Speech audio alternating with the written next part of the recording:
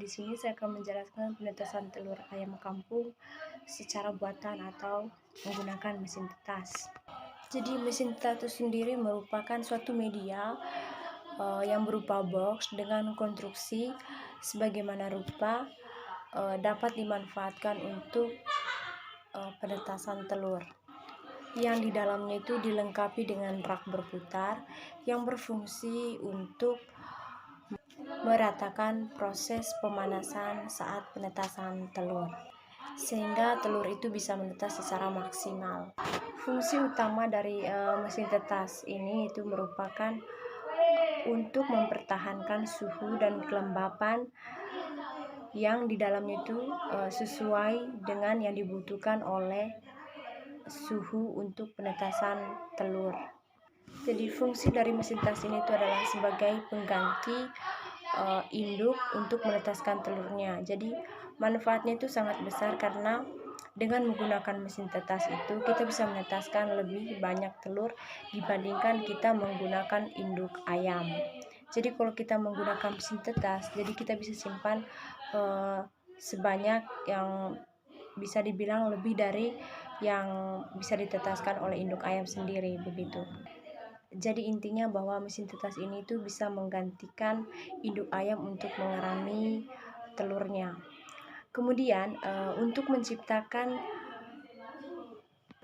kondisi yang ideal atau sama seperti alami, maka harus diperhatikan suhu dan kelembapan dan juga sirkulasi udara pada mesin tetas ini. Kelembapan yang biasa digunakan dalam mesin tetas ini tuh berkisar dari 28 sampai 30 derajat Celcius. Sementara untuk temperatur atau suhunya itu dari 35 hingga 40,5 derajat Celcius.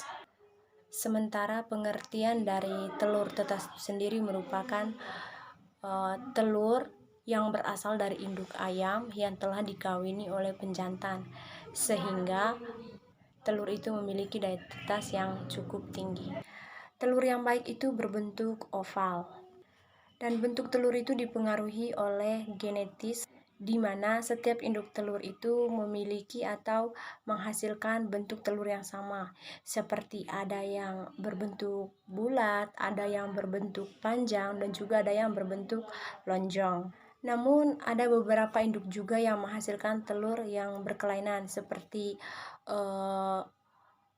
cepet, kemudian berbentuk benjol-benjol. Itu disebabkan karena mungkin di dalam oviduk induk itu mengalami kelainan atau terjadinya ketidaknormalan oviduk. Karena syarat dari telur yang ditetaskan itu harus fertil atau ada embrio di dalam telur atau kuning telur. Faktor utama yang harus diperhatikan dalam penetasan telur ini adalah yaitu kualitas telur itu sendiri. Jadi jika kualitasnya buruk, maka presentasi untuk mendapatkan jumlah tetas itu akan sangat rendah.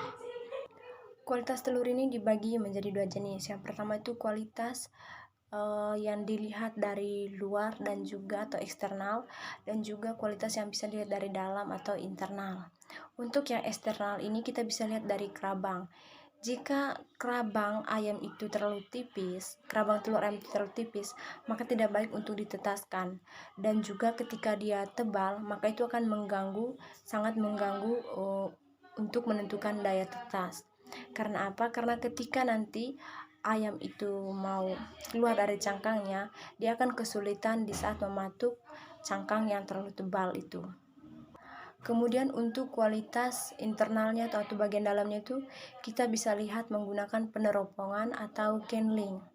Nah, seperti kita bisa dalam kenling itu nanti kita bisa lihat ada ketika ada bercak darah, kemudian ada daging yang melekat pada dalam telur, kemudian ada rongga udara yang terlalu besar atau rongga udaranya yang bergerak, itu bisa mengganggu daya tetas atau penetasan telur itu sendiri. Kemudian ada beberapa faktor yang mempengaruhi kualitas telur itu sendiri. Yang pertama adalah faktor keturunan. Misalnya induk ayamnya itu ada kelainan seperti kelainan oviduk. Kemudian faktor berikutnya itu mungkin dari nutrisi pakan. Mungkin dia kekurangan nutrisi atau memberikan pakan yang tidak sesuai dengan kebutuhan induk ayam, sehingga terganggunya pada proses perkembangan telur yang menyebabkan kualitas telur itu menurun. Kemudian mungkin dari sistem pemeliharaannya, mungkin sering mengalami stres karena sistem pemeliharaan yang tidak baik sehingga menyebabkan kualitas telur itu tidak baik. Kemudian dari iklimnya, suhu yang membuat ayam itu stres, dan juga karena umur ayam yang terlalu tua sehingga menghasilkan telur tetas yang kurang baik kualitasnya. Kemudian telur yang ditetaskan itu harus berumur 7 atau 10 hari, tidak boleh lebih dari 10 hari.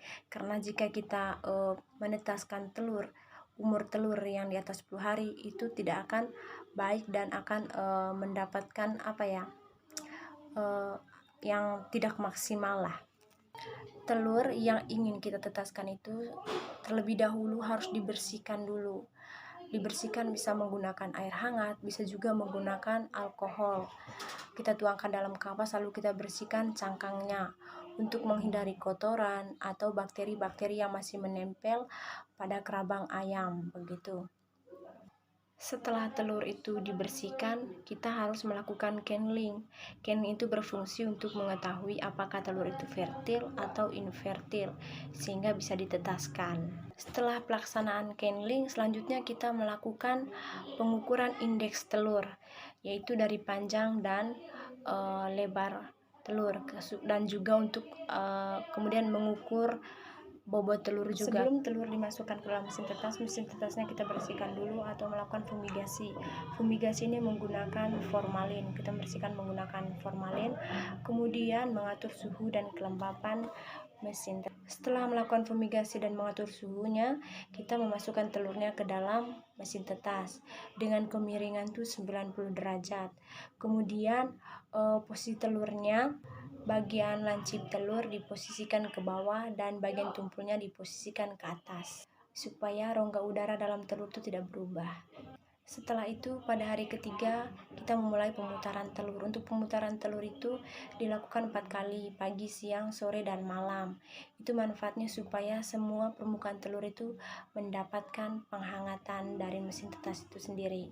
Kemudian melakukan candling pada hari ke-7, ke-14, dan ke-18 menggunakan sinar atau peneropongan yang supaya kita bisa melihat perkembangan embrio dalam telur itu sendiri.